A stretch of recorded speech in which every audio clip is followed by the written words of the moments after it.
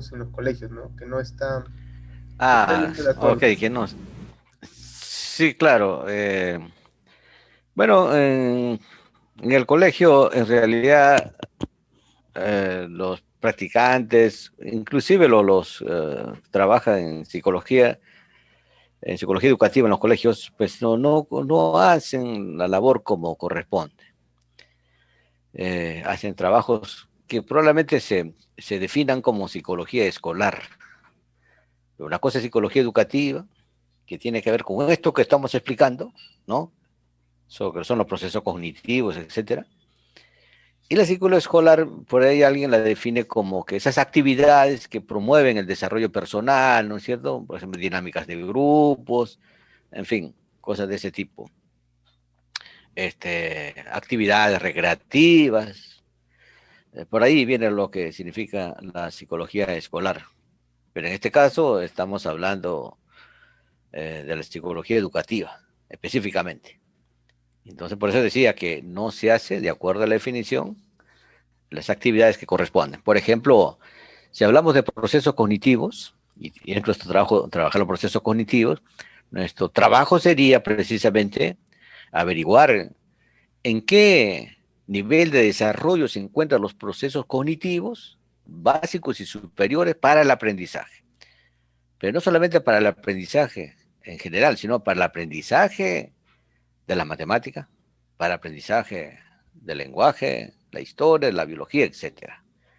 Porque cada ciencia tiene sus propias características para su aprendizaje. O sea, el lenguaje que se utiliza es diferente.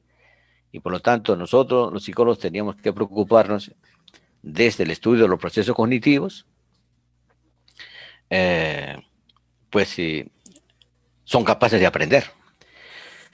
Y tenemos que saber también si es que los que nosotros estamos proponiendo, cómo debe hacerse el aprendizaje, si precisamente esa forma que nosotros proponemos desarrollan los procesos cognitivos. Otro punto es en el campo estrictamente pedagógico, pero también en el campo administrativo. Por ejemplo, cuando el director nos pide a los psicólogos educativos una opinión respecto a qué se debe hacer a ciertos métodos o metodologías para la enseñanza. Es decir, desde el punto de vista de la psicología educativa, cómo evaluamos un procedimiento, si es que va a tener resultado o no va a tener resultado. En este caso, estamos cumpliendo con lo que dice la ciencia de predecir lo que puede pasar. Si aplicamos, si lo analizamos desde el punto de vista científico, esos procedimientos, podemos decir qué es lo que va a pasar en un futuro, en un 80% digamos, de asertividad, de certeza, ¿no? Ok. No sé si está claro hasta ahí. Sí, sí, sí, todo perfecto, todo transparente por ahí. Más bien, quería consultarle si usted en su lectura, en su investigación previa, conoce algún tipo, bueno, ha averiguado si esta rama tiene éxito en otros países. En realidad depende, Ujú. depende cómo se define la psicología en los países, ¿no? En realidad también hay bastante trabajo, por ejemplo, en España, ¿no? Por lo tanto, hay mucha literatura que se produce en España respecto al tema educativo dentro de la psicología. México también tiene bastante producción, ¿no? Brasil tiene bastante producción, que es lo que en Cuba, por ejemplo, también. Bueno, por decirte algunos países, ¿no? Parece ser que en el Perú todavía estamos en algunas discusiones todavía inútiles. No diría que sean inútiles, sino que todavía no han sido suficientes todavía, no creo, para poder, digamos, precisar bien la labor del psicólogo, ¿no? Porque algunos países le encomiendan hacer algo, en otras. En el Perú en realidad es por la tradición. ¿Qué se supone que hace el psicólogo en el colegio? Bueno, ayudar, ¿no? Ayudar o sea, ayudándole si un niño se cae y está llorando, hay que calmarlo, pues, ¿no? Si el niño está enfermo, igual hay que preocuparse que tome su medicina, en fin. En realidad, acá tenemos una labor casi auxiliar. Eso debería ser revertido en la medida que nosotros los psicólogos hagamos propuesta desde el campo de la ciencia expresada en la psicología educativa en los colegios. O sea, porque ¿qué pasa? Que los directores, por ejemplo, esperan que tú hagas lo que siempre vio, ¿no? Concursos, pasacalles, escuela para padres, eso espera de ti. O sea, nunca te dice, quiero que me haga un análisis respecto a estos materiales que ha mandado el Ministerio de Educación para los alumnos. Quiero saber si los alumnos son capaces de aprender estos contenidos que están acá. O sea, no te llaman para eso. Entonces, si no te llaman para eso, ¿qué es nuestra tarea? Entonces, por eso decía que no se está aplicando la psicología educativa como corresponde acá en el Perú. Eh, y aparte, claro, yo insisto sobre la psicología como ciencia, porque en los colegios uno encuentra que siempre hay una visión psicoanalítica de la psicología. Y entonces esperas que le hables al niño, ¿no es cierto? Como que si hablando ya la conducta va a cambiar, ¿no? ¿No? Todavía piensan eso porque te dicen, psicólogo, por favor, denles una charla acá a los muchachos, ¿no? Entonces, mira cómo es. Y nosotros aceptamos, ¿ah? ¿Mm? Mira, a ver, pero claro, aceptas porque, bueno, pues no te queda otra cosa, porque si no pueden decir que tú no quieres trabajar.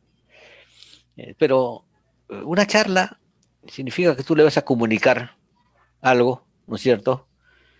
Eh, Pensando que ellos te van a entender. Entonces yo digo, no me van a entender porque sus procesos cognitivos no están desarrollados para aprender a través de una charla, sino a través de una acción. Pero ellos nunca se imaginan que tú vas a trabajar de la otra manera, o sea, a través de una actividad, ¿no es cierto? Por ejemplo, si quiero desarrollar liderazgo, no le voy a dar una charla de liderazgo, porque sus procesos cognitivos no están desarrollados, su capacidad de atención, de memoria, están muy bajos. Y si esos procesos cognitivos básicos están en un nivel de desarrollo bajo, pues no van a funcionar los procesos cognitivos superiores, el análisis, síntesis, etcétera. Entonces, está de más, pero el profesor no tiene por qué saber esas cosas, pero nosotros los psicólogos sí. Entonces decirle, mira, director, esto funciona de esta manera, entonces hay que hacer tal cosa. Y te vas a aprender, no, pero todos hacen eso. Ya ves cómo te digo, o sea, por tradición se repite, no salimos de ese marco que en realidad nos hace pues casi inútiles porque la forma, lo que hacemos fácilmente puede ser reemplazado por otra persona. Hacer carteles, ¿no? Concurso de carteles, pasajes, mira, eso lo hace cualquier persona. No nos necesitan a nosotros. Entonces, nuestra obligación es obtener los conocimientos y proponer desde ahí, siempre, ¿no? Bueno, eso es lo que te diría. Y qué sería lo ideal para un psicólogo educativo en condiciones óptimas del instituto, obviamente, el instituto educativo, ¿no? ¿Cuáles serían los roles adecuados de un psicólogo educativo? Mira, yo diría primero, el psicólogo tiene que prepararse desde la ciencia. Eso es con eso uno va a proponer allá. Entonces, pero fíjate que las funciones van a salir, ¿no? Van a salir de la definición, de la definición. O sea, yo tengo que pensar que los alumnos que vienen al colegio están aprendiendo algo, ¿no es cierto? Entonces, tengo que tener muy claro qué es la psicología del aprendizaje, cómo funciona el aprendizaje. Y por eso antes yo te decía, pero ¿cuál es la línea dentro de la psicología? Si tú crees en lo cognitivo-conductual, entonces tendríamos que hablar sobre el condicionamiento clásico, el condicionamiento operante, el aprendizaje vicario o social de Bandura, ¿me entiendes? Eso es fundamental. Entonces, depende cómo se define la, la psicología, entonces voy a saber qué hacer. por ejemplo, si es que yo estoy en el campo trabajando, ¿no?, en el área. Entonces, ¿cuál sería mi función si es que yo concibo la psicología como ciencia? Eh, Porque, claro, el condicionamiento o el conductismo en general asume la psicología como ciencia, de manera que aplica sus procedimientos, ¿no? Una metodología, por ejemplo. Bueno, pero en la definición dice que tenemos que ver la conducta, ¿no es cierto? La conducta. Si yo tomo a la psicología como ciencia y por lo tanto tengo que considerar al condicionamiento clásico operante y el aprendizaje social, a base de esa teoría yo voy a promover actividades. Por ejemplo, si es que voy con de la idea de Bandura, ¿no es cierto? La idea de Bandura dice que nosotros aprendemos observando, ¿no? En general dice que nosotros aprendemos observando. Entonces, a partir de ahí, ¿qué yo le aconsejaría al profesor? ¿No es cierto? Que tiene que actuar de una manera que los chicos puedan observarlo a él, ¿no es cierto? Ubicarse en el salón, en cierto, estratégicamente hablando, para que él sea visualizado todo el tiempo. Si es que sigo pensando en la teoría de Bandura y en el salón, entonces tengo que pensar en liderazgo. O sea, tengo que buscar un niño modelo, ¿no es cierto?, que haga conductas adecuadas, ¿no es cierto?, que sea reforzado para que los alumnos puedan imitarlo. Porque es más fácil imitar a un compañero que a un profesor, pues, claro, porque este, se parecen, ¿no es cierto? El modelo tiene que parecerse al aprendiz. Y quien se parece más al aprendiz es su compañero. Claro, ahí vamos a crear un modelo ahí. ¿Te das cuenta cómo es que a partir de estas reflexiones te sale una función? Entonces, en este caso, ¿cuál es la función? ¿Cuál es la función? De producir metodologías para el aprendizaje de los alumnos. Eso es lo que tenemos que hacer primero.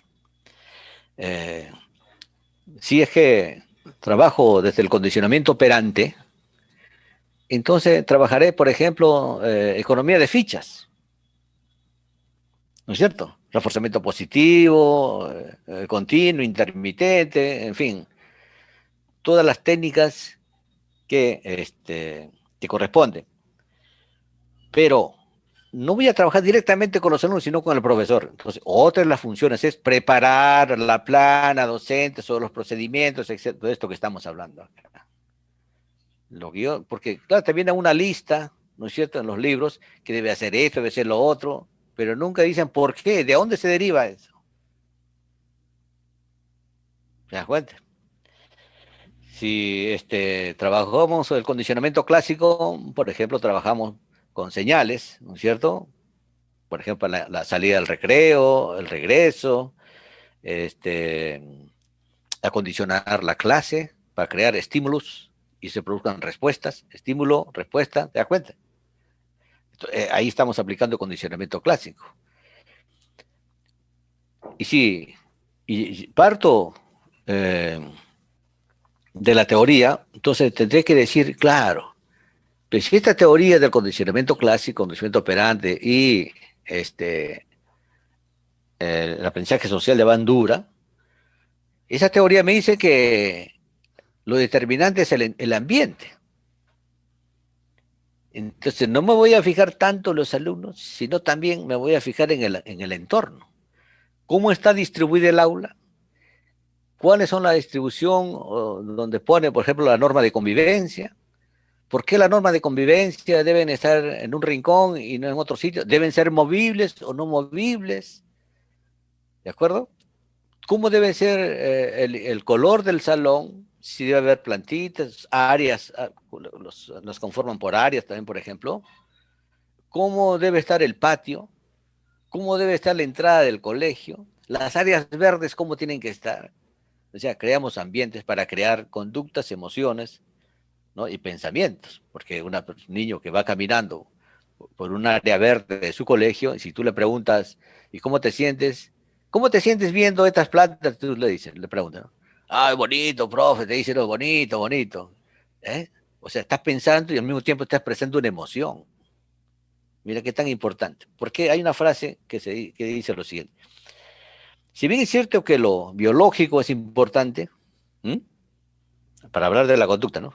Lo biológico es importante. Más importante es el ambiente porque es determinante. Mira, fíjate cómo cambia la acción del psicólogo. Por eso yo no me fijo, ¿cuál es la función del psicólogo? Tiene que hacer de esto, hay una lista ahí, ¿no? No, no, yo creo que la función del psicólogo va a salir de la propia realidad, que tú la vas a conocer y a partir de ahí, con tus conocimientos vas a proponer y ahí se van a definir las funciones, no antes. Pero en fin, mira, por eso decimos, hacemos cualquier cosa menos psicología. Y por eso que estamos, digamos, muy poco valorados en ese sentido, ¿no? Pero quien nos va a valorar es el conocimiento, pues. Entonces hay que prepararse, como te dije al comienzo, ¿no? Bueno, tanto por, tanto por conocer, ¿no? En esta área, creo. bastante. Ujú. Así es, ¿no? Así. Un retiro, por ejemplo, el caso de la lectura, ¿no? Por ejemplo, el caso de la lectura. ¿Qué tiene que ver los procesos cognitivos en el caso de la lectura? Tiene que ver, ¿no es cierto? Tiene que ver el tamaño de la letra, este, el color de la letra, el tipo de letra. Mira, eso tenemos que analizar nosotros. Y si tenemos que recurrir, por ejemplo, a otras ramas, ¿no? De la psicología, bueno, hagámoslo, ¿no? Es el criterio de cada uno de nosotros. En caso por la escritura, igualmente la escritura. Por otro lado, si definimos el aprendizaje, ¿no? Si lo definimos el aprendizaje desde la ciencia, decimos que es un cambio. Si yo observo a un niño a partir de lo que yo estoy aplicando, que hay un cambio, entonces está aprendiendo. Y no tengo que decirle al niño, oye, no aprendes porque eres un burro, ¿no es cierto? No, no. Yo tengo que ver que si lo que yo estoy haciendo, ese procedimiento está produciendo un cambio en el niño, ¿no? Por ejemplo, si está aprendiendo las vocales, ¿no es cierto? Y yo aplico un procedimiento, yo tengo que producirle un cambio. ¿Qué significa el cambio? La incorporación o el aprendizaje de las vocales, ¿de acuerdo? Entonces, esos detalles eh, debe tener claro el profesor y por eso es importante trabajar profesor y el psicólogo. Pero no es el psicólogo el que tiene que estar metido en el salón, digamos, haciendo los trabajos. El psicólogo está en el salón para observar. ¿Por qué? Porque la primera técnica de la ciencia es la observación. Y nosotros hacemos los análisis de para explicar las conductas que se están produciendo dentro. No solamente las motoras, sino también las cognitivas, ¿no? Entonces, con el profesor se discute. Con nuestro conocimiento, y quien lo va a aplicar es el profesor. Porque sucede que a veces nos llaman a nosotros para que nos demos una charla, hagamos una sesión, y eso no arregla nada. Sería psicología escolar eso, pero no psicología educativa. Bueno, ahí lo dejamos. Eh, Doctor, ¿usted qué tanta importancia cree que tiene la investigación en la educación y si cree que existe en nuestro país? A ver, se han hecho muchos trabajos. En realidad hay bastantes trabajos en psicología educativa. Hay bastante que aprender porque hay un texto que se llama, si no recuerdo mal, 100 años de psicología educativa. O sea, fíjate, de hace bastante tiempo se venía trabajando, pero teóricamente está así, pero en la práctica a veces no se da. O sea, ¿por qué es bueno la investigación? Bueno, es bueno para toda la ciencia, ¿no? El asunto es qué tipo de investigación desarrollamos. Eso es lo que a mí me preocupa, ¿no? Bueno, tú vas a hacer tu tesis en un momento, entonces tienes que saber qué tipo de investigación aporta más. Una investigación descriptiva, una correlacional, una experimental, ¿no? ¿De qué tipo de experimental? Entonces las que dan mejor recursos es investigación experimental. Pero, ahora, dentro de cada corriente psicológica también se hacen las investigaciones. Pero como yo soy de la teoría cognitivo-conductual, generalmente nosotros hacemos investigación experimental. Dentro de la investigación experimental, ahí tenemos tres categorías, pues, ¿no? Una investigación pre-experimental, otra investigación cuasi experimental y otra investigación experimental propiamente dicha, ¿no? Tenemos ahí tres alternativas para desarrollar en la educación. Por ejemplo, en mi trabajo de tesis, de doctorado, hice una investigación pre-experimental. Ya estando en el campo experimental ya es muy bueno. Por ejemplo, de series temporales se llama, ¿no? Así se llama la investigación de series temporales. ¿Qué significa eso, no? Por ejemplo, tú vas a un... Mira, mira, mira, fíjate como te voy a explicar, mira el tanto beneficio tiene. Mira, la idea es que había alumnos en una institución eh, estatal de niños que reciben atención, que son de condición baja, ¿no? Eh, entonces lo hice en Ancón. Entonces voy a un centro y me explica que los niños pues se paran, se tiran cosas, ¿no? El profesor está explicando, le interrumpen. Entonces, bueno, ¿y eso cómo lo arreglamos? ¿No? No les voy a dar una charla, ¿no es cierto? No les voy a dar una charla. Entonces, como nosotros llevamos el conocimiento, entonces yo explico, mira, esto tenemos que aplicar este procedimiento y vamos a ver cómo nos resulta, ¿no? Significa preparar a los profesores en el aula, ¿no es cierto? Para que apliquen los procedimientos, significa que yo esté presente ahí para ir dirigiendo, ¿no? El trabajo, no para hacerlo, sino para dirigirlo. De manera que durante más o menos unas 2 semanas, diariamente se observan en el salón esas conductas. Nosotros utilizamos un registro y anotamos ahí la frecuencia de esas conductas, de tirar papeles, gritar, pucarse, pelear, etcétera, ¿no? Son como 20 conductas. Entonces, junto con dos alumnos míos que entonces los entrené para que ellos sean los registradores, en fin, hay todo un procedimiento, ¿no? Entonces yo registré la frecuencia de las conductas durante 2 semanas, diariamente, durante 2 semanas. Claro que hice una prueba piloto antes, es necesario también. Bueno, 2 semanas, todos los días registramos las conductas de estos alumnos. Y ahí contabilizamos y sacamos una frecuencia, un gráfico, ¿no? Por barras o curvas. Bueno, la cosa que salió. Entonces observamos que había conductas que se presentaban hasta el 80%. Y luego la segunda etapa es eh, decirles a los profesores que aplican las técnicas que yo les había enseñado.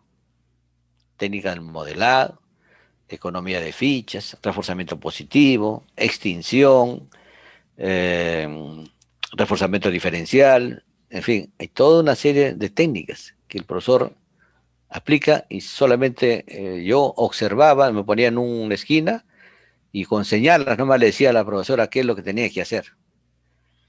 De manera que la profesora actuaba aplicando procedimientos durante 4 semanas.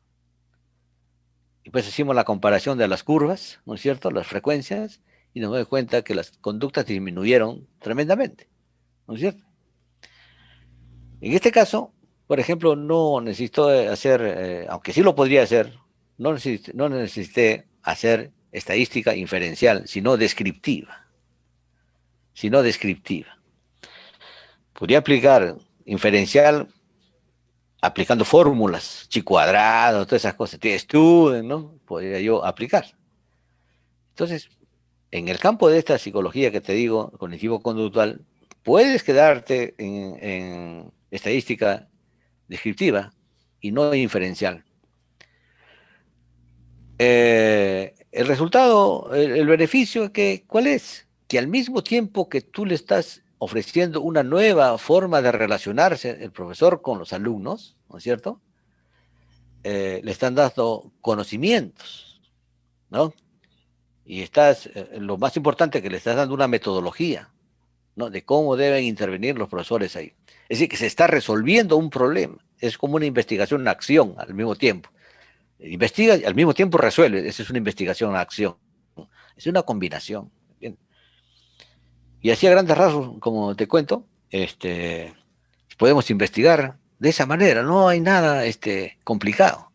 No, no, o sea, aplicarlo está en los procedimientos, llevar los registros necesarios, ¿no? Y para eso está el psicólogo ahí. Esa es una de las labores que antes se me olvidó decir, ¿no? La investigación.